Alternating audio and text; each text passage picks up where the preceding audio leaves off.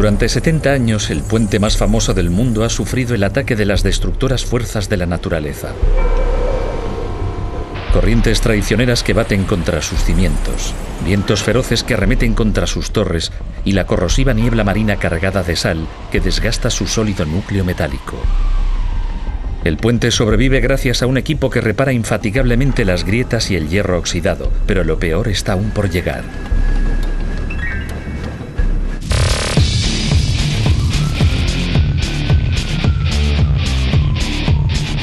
Los sismólogos han pronosticado un gran terremoto que dejará pequeños los terribles seísmos del siglo pasado. Un temblor de tierra que podría hacer que el puente se derrumbara y terminara hecho trizas.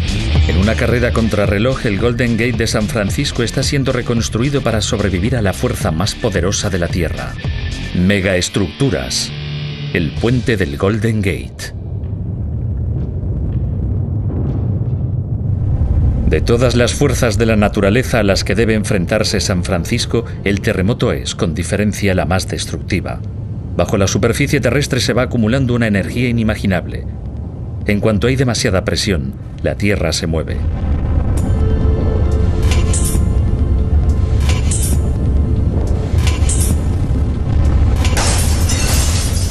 Es un fenómeno acontecido en San Francisco y que volverá a pasar. Ahora mismo la ciudad y su famoso puente están al borde del abismo. Se acerca el día y estamos trabajando a contrarreloj para reacondicionar el puente y poder salvarlo. Las predicciones indican que se dispone de menos de 35 años para salvar el monumento más querido de San Francisco. En los próximos 35 años habrá un terremoto de enormes proporciones. Los ingenieros están luchando contra reloj para preparar el puente de cara al próximo gran terremoto. Hace 100 años San Francisco fue destruida por un terremoto de 7,9 en la escala de Richter. Lo más preocupante es que se espera que el próximo terremoto se produzca más cerca y tenga una intensidad aún mayor de la que los ingenieros originales del puente imaginaron. 70 años después de su construcción, la superestructura de acero y hormigón debe someterse a una revisión a fondo. Estamos reacondicionando la estructura para que soporte un terremoto de 8,3. Con un presupuesto de $400 millones, las obras de reacondicionamiento intentan fortalecer y enderezar el maltrecho armazón para que pueda soportar el mayor terremoto que se recuerde. Pero incluso antes de que existiera el puente, en el estrecho de Golden Gate, los elementos parecían aliarse para que no se hiciese realidad. Y no tan solo el riesgo de terremotos amenazaba el sueño. Los vientos suponían una seria amenaza. La fría niebla marina corroería el metal, lo que ofrecería unas condiciones de trabajo pésimas. Las corrientes del estrecho eran demasiado fuertes para construir una estructura. Si a todos esos elementos destructivos se suma la amenaza de un terremoto, la pregunta es clara. ¿Por qué construir un puente aquí?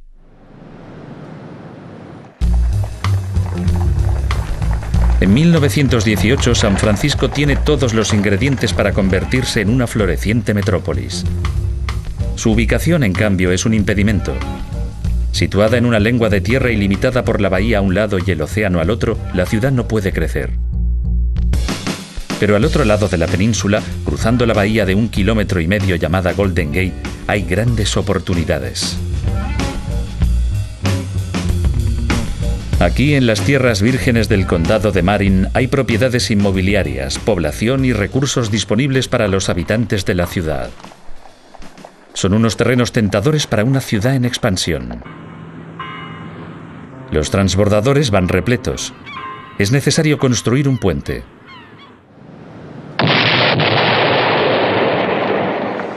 En enero de 1933 se da el pistoletazo de salida para el desafío de ingeniería del siglo: construir el puente más largo del mundo con las torres más altas y los cimientos más profundos en el peor lugar del país. Harían falta 130.000 kilómetros de cable, perder 11 vidas y llevar a cabo no pocas proezas arquitectónicas antes de que el sueño de Golden Gate se hiciera realidad.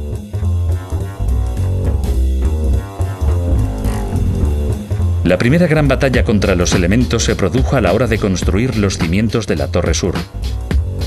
El pilar es una estructura del tamaño de un estadio de fútbol situado a 350 metros de la costa en las furiosas aguas del estrecho. Está situado a unos 152 metros debajo del puente del Golden Gate. Si el espacio se estrecha, el agua se moverá más rápido.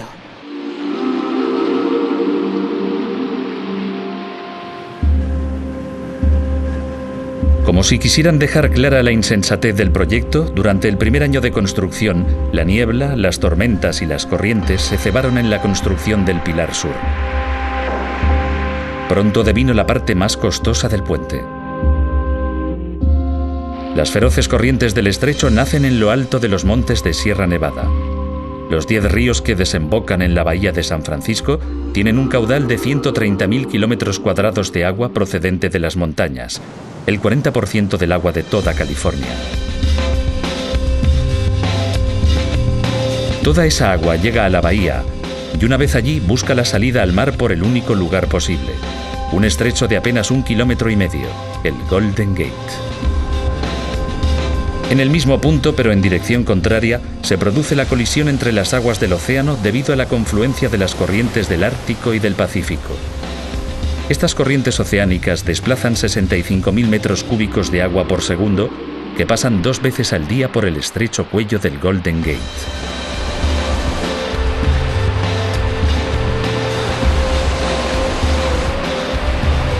En el punto donde estos confluyen con los millones de litros de agua dulce que intentan salir de la bahía, se forman furiosos remolinos. Las corrientes pueden llegar a ser muy fuertes. Alguna vez hemos rescatado a piragüistas que habían perdido los remos y que se dirigían inevitablemente hacia Hawái, pues la corriente te arrastra hacia afuera. El trabajo preliminar bajo el agua corre a cargo de submarinistas que descienden a las profundidades desde unas barcazas precariamente ancladas. Se trata de una labor de alto riesgo, porque las corrientes del estrecho pueden ser una trampa mortal. Con el cambio de la marea, cuando el agua del mar choca con el agua dulce, las aguas se desplazan en 2 direcciones distintas al mismo tiempo. Miles de metros cúbicos de agua dulce intentan salir de la bahía, mientras que el agua salada del Pacífico, más densa y fría, se abre paso para entrar. Para los submarinistas no es fácil mantener el control en las agitadas aguas. Se opta por una solución drástica y dinámica.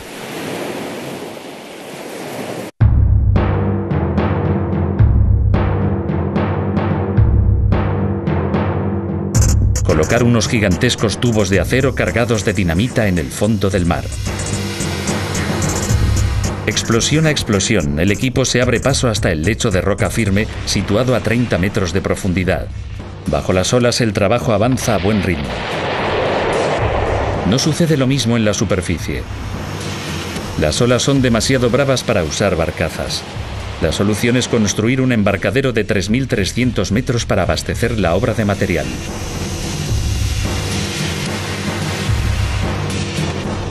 Pero también aquí los elementos muestran su cara más cruda. El desastre tiene lugar en agosto de 1933. Un carguero que sale de la bahía y que se ha desviado 6 kilómetros de su rumbo, colisiona con la robusta construcción. El capitán del barco no tiene visibilidad y está desorientado por la niebla veraniega que se ha formado de repente. La niebla puede levantarse en un abrir y cerrar de ojos. Y si es espesa no se ve absolutamente nada. La niebla te rodea y de pronto ves un barco que se dirige hacia ti. Da bastante miedo. 2 meses más tarde el pilar está reconstruido. Pero en octubre, durante una tormenta, las olas arrancan las maderas recién montadas y se llevan la cubierta. El pilar vuelve a reconstruirse, pero el 14 de diciembre sucumbe a una tormenta aún más violenta. 5 meses más tarde se ha construido un nuevo embarcadero, y esta vez es lo bastante robusto para soportarlo todo.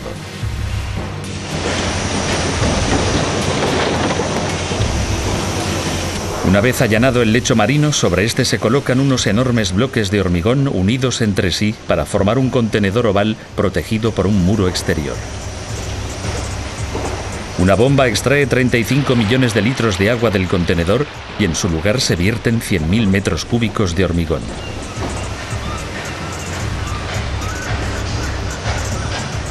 Los operarios trabajan a destajo para distribuirlo por la superficie del contenedor y así construir una base sólida en el lecho marino.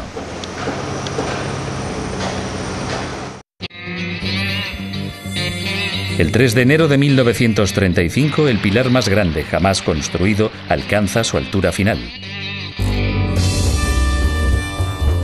130 metros por encima de la superficie del agua. Almacenados en los muelles descansan ya dos de los principales elementos icónicos del puente del Golden Gate. 130.000 kilómetros de cable, lo que bate todo récord, y 44.000 toneladas de acero estructural con el que se construirán las torres de 227 metros, las más altas y elegantes del mundo. El siguiente paso del espectacular proceso constructivo supondrá poner a prueba los límites de la ingeniería y se saldará con varias muertes trágicas, entre ellas la del hombre que había detrás de la construcción del puente.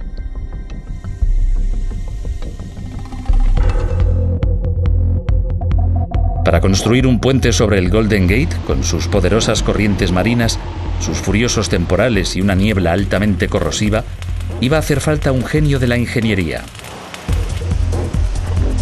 Joseph Strauss, un alemán de Chicago con una ambición enorme a la que solo su ego podía compararse. Aunque fue él quien le dio el impulso definitivo al Golden Gate, sobre el papel la designación de Strauss parecía tan poco adecuada como la ubicación del puente. Strauss nunca había construido un puente colgante, no tenía estudios de ingeniería, pero aseguraba estar capacitado para construir el puente más grande y complejo del mundo sobre el Golden Gate. Sin embargo, su presupuesto de 23 millones es bueno y su imaginación innegable, y en un tiempo récord consigue reunir un equipo de ensueño para llevar a cabo sus planes. Su primera incorporación es el renombrado profesor de ingeniería Charles Ellis. Intelectual, conservador y meticuloso, Ellis dota el plan de la precisión y la credibilidad que necesitaba. A continuación, Strauss convence a Leon Moisieff, célebre diseñador del puente de Manhattan en Nueva York. Juntos, Moisieff y Ellis reescriben las normas de lo que es técnicamente posible. Su mayor logro, las dos torres suspendidas que se alzan hasta 215 metros por encima del nivel del agua. Construidas con gran precisión por una élite de trabajadores u hombres puente, como les gustaba llamarse. Eran hombres que viajaban por todo el mundo buscando trabajos de construcción de primer nivel, a los cuales el Golden Gate les vino como anillo al dedo. Los componentes para las torres se fabrican en Pensilvania y se transportan cruzando el Canal de Panamá por la costa oeste hasta la bahía. Las torres están construidas a partir de celdas vacías hechas con placas de acero de 3 centímetros de grosor. Cada eje de la torre estaba formado por un panal de celdas, 97 en la base, que se iban reduciendo hasta las 21 de la parte superior.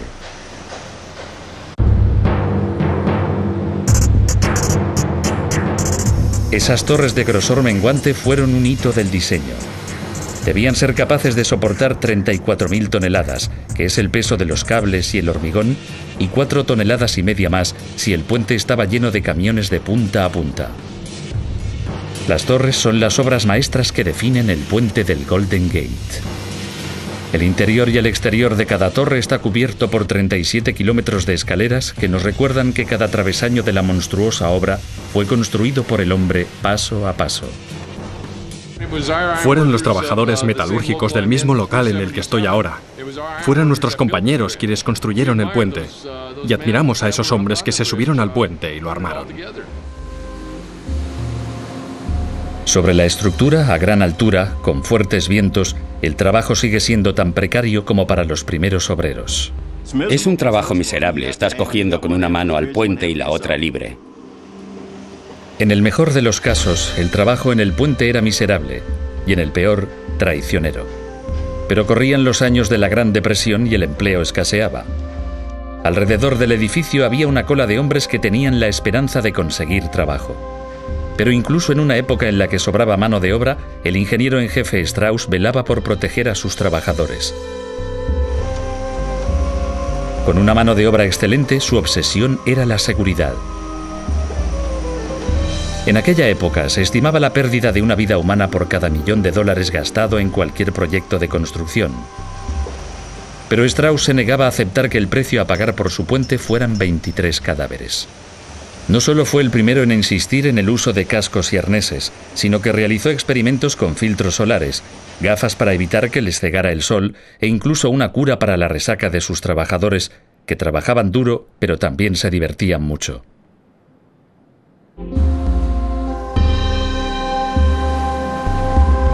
La principal medida de seguridad y la más cara fue una red gigantesca como la usada en el circo para los números de cuerda floja. La red se extendía entre el arco del puente y el agua. Costó $125.000, pero salvó la vida de 19 personas, un grupo afortunado que formaron el selecto club de los Saltadores del Infierno.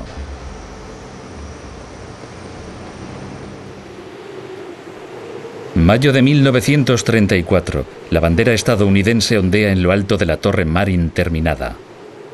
Un grupo de valientes se subieron a lo alto de la estructura más grande jamás construida para un puente. 2.011.694 kilos de acero que formaban un laberinto de segmentos vacíos tan complejos que había quienes se perdían en su interior. Todo ello ensamblado con 300.000 remaches clavados uno a uno a mano. Había llegado el momento de instalar los cables, los más largos y gruesos jamás construidos.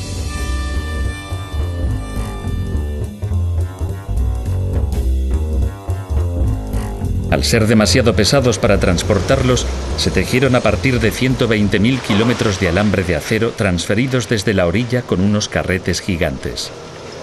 Los cables principales, que pesan 24 toneladas y media, se tejen alambre por alambre usando una tecnología inventada por los constructores del puente de Brooklyn, la empresa Roebling de Nueva Jersey. El equipo de cableado tuvo una ingeniosa idea para acelerar el trabajo.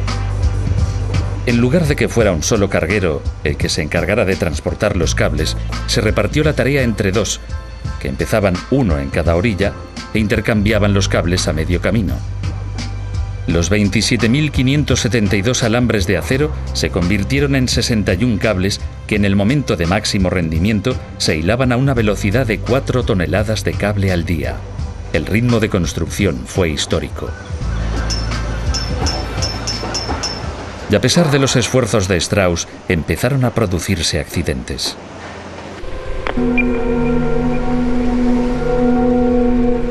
El 17 de febrero de 1937 tuvo lugar una tragedia.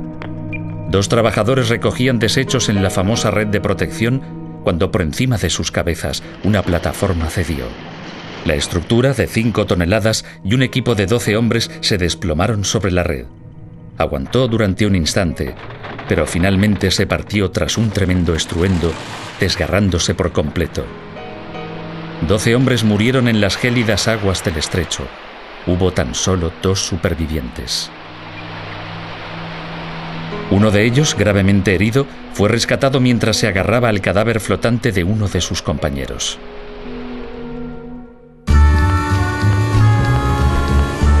En mayo de 1937 el puente está por fin terminado y llega el tan ansiado día. El 27 de mayo, el llamado Día de los Peatones, unas 200.000 personas cruzan el puente caminando, corriendo, patinando y bailando claqué. Al día siguiente, una caravana de vehículos oficiales inaugura aquel prodigio de la ingeniería. Joseph Strauss declara con orgullo la apertura de su puente al mundo y añade que, si las generaciones velan por él, gozará de vida eterna. A sus 67 años, y tras 20 años cosechando triunfos y derrotas políticas, Strauss se traslada discretamente a Los Ángeles. Al cabo de un mes cae enfermo y en menos de un año, el hombre cuya visión y determinación permitieron la construcción del puente fallece.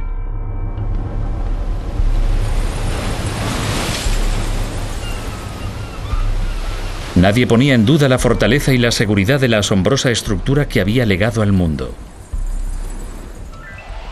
Sin embargo, 3 años después sucedería un hecho que lo cambiaría todo.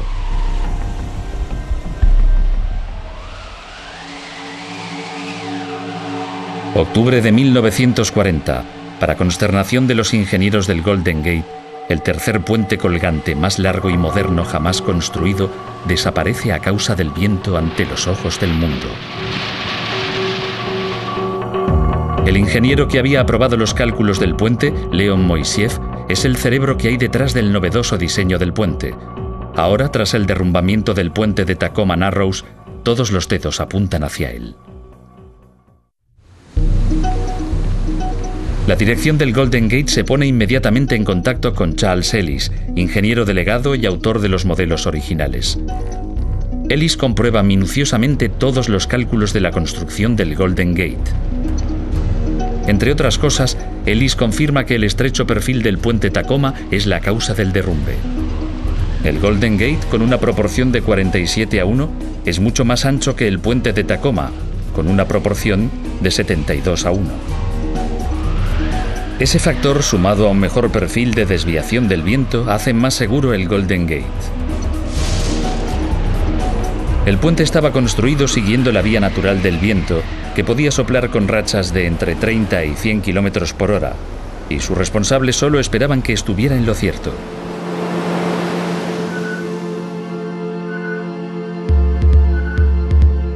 A lo largo de varios kilómetros en ambas direcciones, los vientos del Pacífico no tienen otro punto de penetración tierra adentro que el Golden Gate. Es la única entrada. Cuando el viento sopla con fuerza, puede convertirse en un peligro para el tráfico, pues el puente es lo primero que se encuentra en las tormentas de invierno tras un larguísimo viaje. Lo que sucede es que los camiones que son más altos y acusan más el efecto del viento tienen problemas para mantenerse en su carril. 11 años después del accidente de Tacoma, el Golden Gate se enfrenta a su propio momento de la verdad. Un violento viento de 110 km por hora sopla por el cañón. Con el recuerdo del puente de Tacoma aún fresco en la memoria, las autoridades deciden cerrar el Golden Gate al tráfico por primera vez. La carretera oscila, el puente se ladea. Ellis y Moisiev habían diseñado el puente para que, con un viento de 140 km/h, tuviera una oscilación máxima de unos 9 metros, el equivalente a 3 furgonetas apiladas verticalmente. Aún hoy, en un día tranquilo, esta oscilación es perceptible para quien lo cruza. El puente se balancea y se ondula por efecto del viento y el tráfico. No es un movimiento brusco, sino muy sutil, muy suave, aunque se nota igualmente. El viento en el puente es incesante y casi siempre frío. Zumba entre los cables y hace que en el puente reine un clima gélido cuando en la ciudad hace calor. En determinados momentos incluso el clima puede cambiar entre un extremo del puente y el otro. A veces estás en un extremo con niebla y un tiempo de perros, y al otro lado luce el sol y la gente va en camiseta. Hay una gran diferencia climática entre el lado norte y el sur. Precisamente ese choque entre el aire frío y caliente produce un elemento más destructivo aún que el viento. Igualmente, genera el clima típico del puente y del propio San Francisco, la niebla. ¿Te gusta o lo detestas? Aunque hoy hace un día espléndido, pero le aseguro que hay días en los que desde mi oficina se diría que es un mito que haya un puente ahí afuera, porque la niebla no permite ver nada.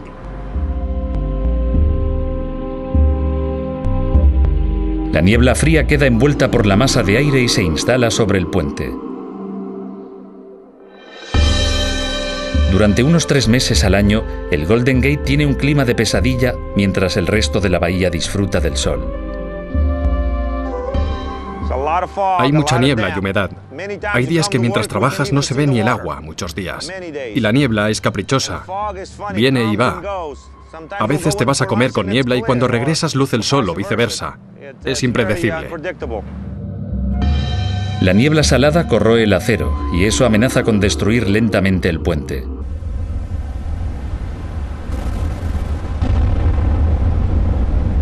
Un equipo de mantenimiento formado por 55 personas trabajando a tiempo completo vela por mantenerlo. Su base de operaciones está ubicada en un hueco secreto situado debajo del puente, por el que pasan pieza por pieza todas las partes que necesitan reparación. El equipo de mantenimiento retira y pule las partes maltrechas.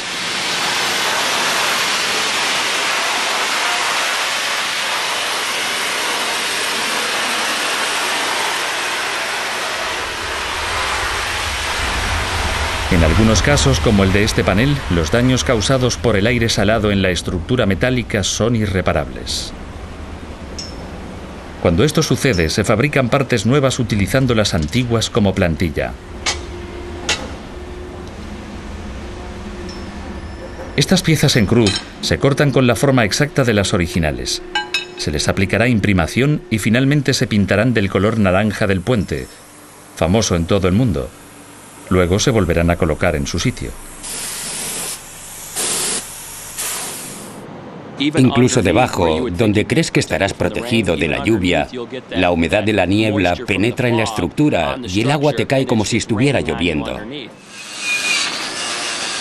Estos pernos de acero que unen la parte de la suspensión del puente con el suelo están oxidados. Hay que extraerlos e instalarlos de nuevo. De hecho, todo el puente se está reconstruyendo pieza a medida que se oxida. Gran parte del histórico Golden Gate es nuevo. La destreza de los constructores originales pervive en los trabajadores metalúrgicos actuales. Una a una, las piezas instaladas en los años 30 se reconstruyen con materiales actuales.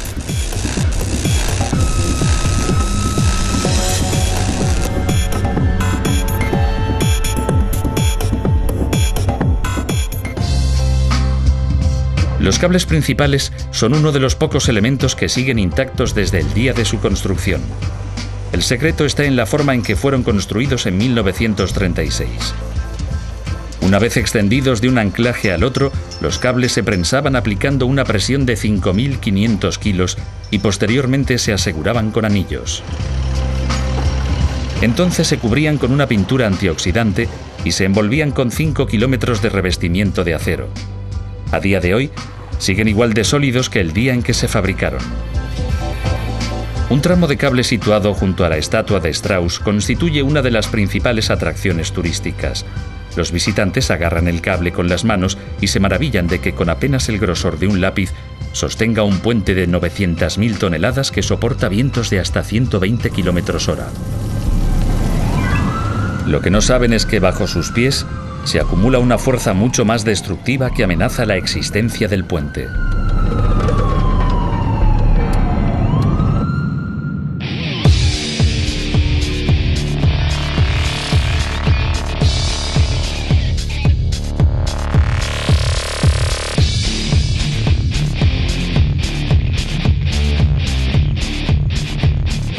Hoy en día el peligro de un gran terremoto en las inmediaciones del Golden Gate es más real que nunca.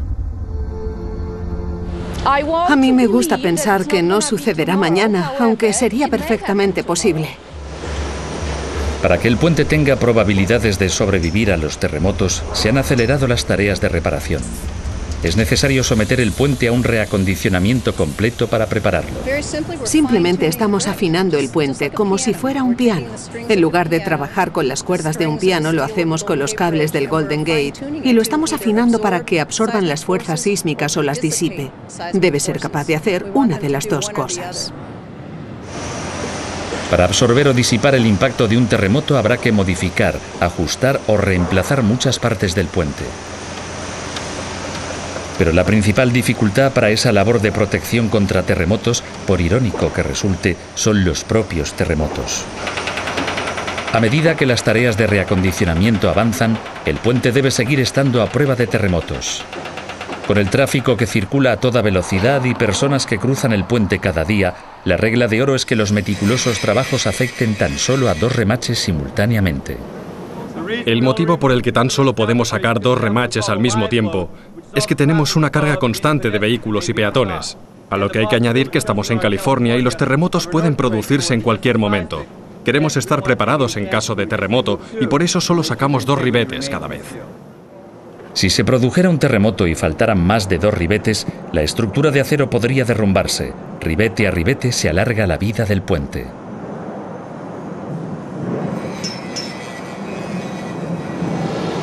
Ningún otro puente colgante se ha sometido jamás a un proceso de reacondicionamiento tan complejo y exhaustivo como el del Golden Gate. En cada decisión pesa el hecho de que, en cada generación, la bahía y sus puentes han sufrido una catástrofe destructiva.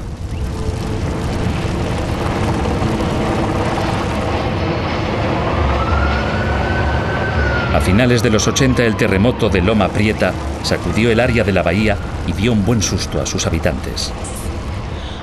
Sí, fui testigo del terremoto de Loma Prieta en 1989. Fue de lo más emocionante. Creo que debió de resultar excitante para cualquier aficionado a la geología. Los terremotos se miden según la escala de Richter. Los sismógrafos detectan los terremotos pequeños, llamados microterremotos, pero el ser humano tan solo percibe los que superan una intensidad de 3,5. Loma Prieta alcanzó un 6,9 y no pasó desapercibido. El terremoto dejó a 14.000 personas sin casa, causó 62 muertes y unos 3.000 heridos.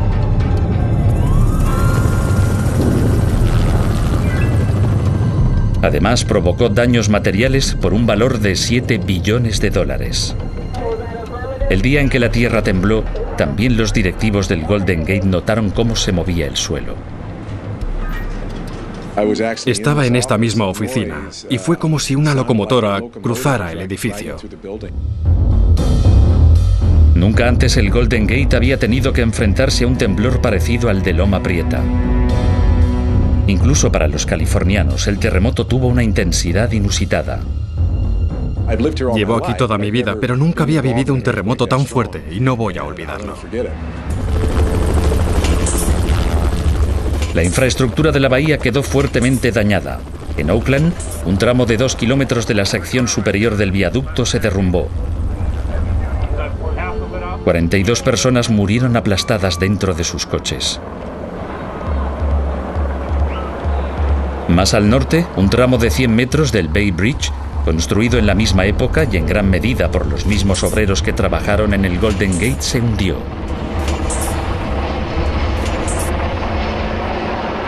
La tarde del terremoto, en el Golden Gate, el puente empezó a oscilar. Aquella era la señal que el ingeniero en jefe, Dan Mon, había estado esperando. Mon montó en su coche y empezó a cruzar el puente. En el momento álgido del terremoto me encontraba en el centro del tramo principal del puente. Iba conduciendo y lo primero que pensé cuando empezó el terremoto fue: se me ha pinchado una rueda. Dan nota el primer temblor de tierra. A su alrededor oscilan 75 millones de toneladas. A medida que la sacudida se traslada de la estructura a la carretera y los cables, estos empiezan a oscilar y a absorber el impacto. Vi como los cables de suspensión vibraban a gran velocidad y en aquel momento supe que se trataba de un terremoto.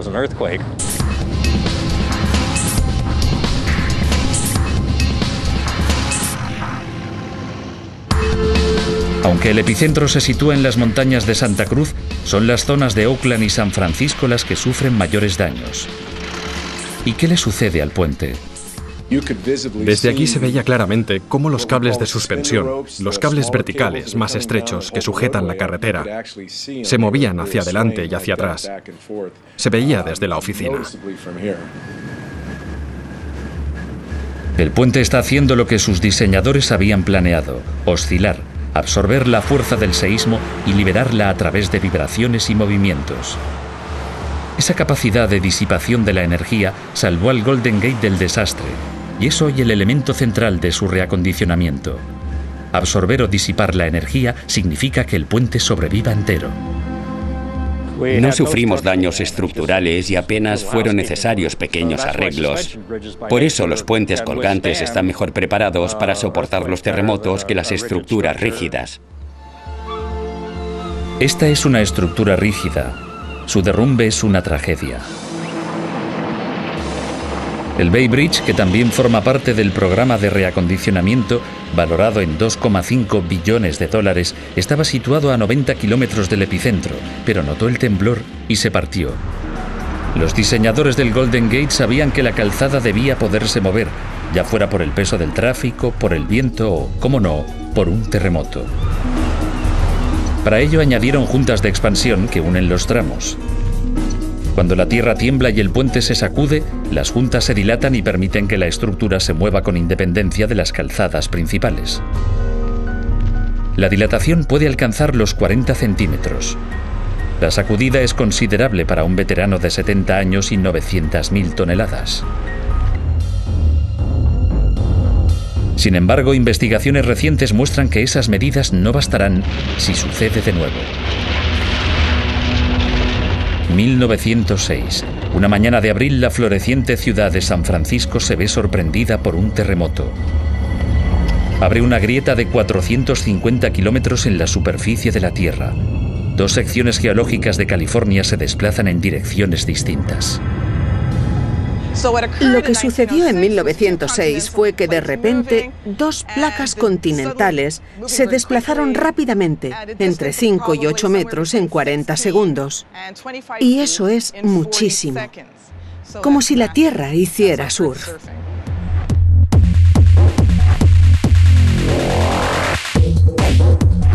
El terremoto llega sin previo aviso y dura 40 segundos aterradores. Algunas personas murieron aplastadas por los escombros mientras dormían. Se producen numerosos incendios por culpa de las lenguas de fuego que salen de las cañerías de gas rotas. Se calcula que murieron 3.000 personas. Muchos cuerpos nunca se encontraron. Más de 28.000 edificios fueron destruidos y la mitad de la población se quedó sin hogar. Un terremoto monstruoso de 7,9 en la escala de Richter, tan fuerte que se detectó en todo el mundo, había arrasado San Francisco. Si el Golden Gate hubiera existido en 1906, cuando se produjo la catástrofe, probablemente hubiera terminado en el fondo del mar. Hoy, detallados estudios han demostrado que el puente está situado entre dos de las fallas más activas de California, la de San Andrés y la de Hayward. Cada falla coincide con el borde de una placa tectónica. Estas placas continentales que atraviesan todo el planeta se mueven sin parar, pero no lo hacen simultáneamente ni en la misma dirección. Tras un periodo de aproximadamente 250 años, las zonas donde las placas tectónicas se unen las unas a las otras se separan. Y lo que sucede es que no solo se parten, sino que liberan toda la energía que habían ido acumulando cuando eran mucho más grandes. En 1906 la cantidad de energía liberada fue asombrosa. El terremoto se cuenta entre los más grandes de la historia y junto con el de Loma Prieta ha generado abundante información sísmica.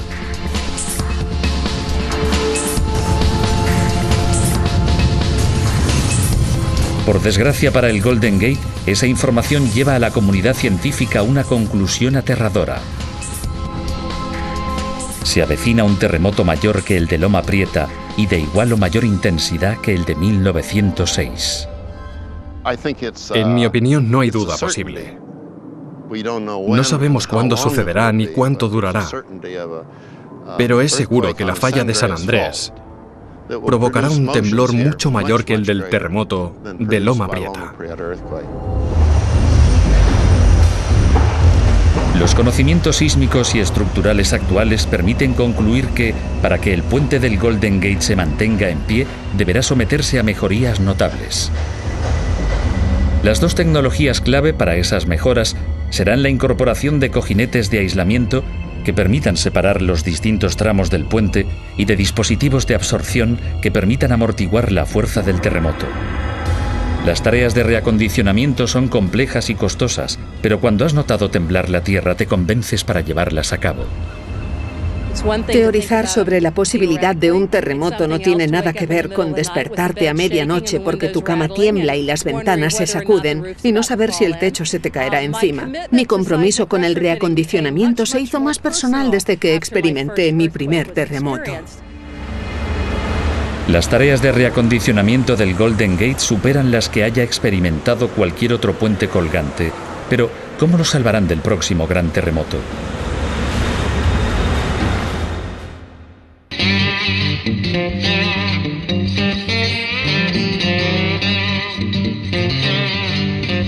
El terremoto de 1906 fue el más destructivo de la historia de los Estados Unidos.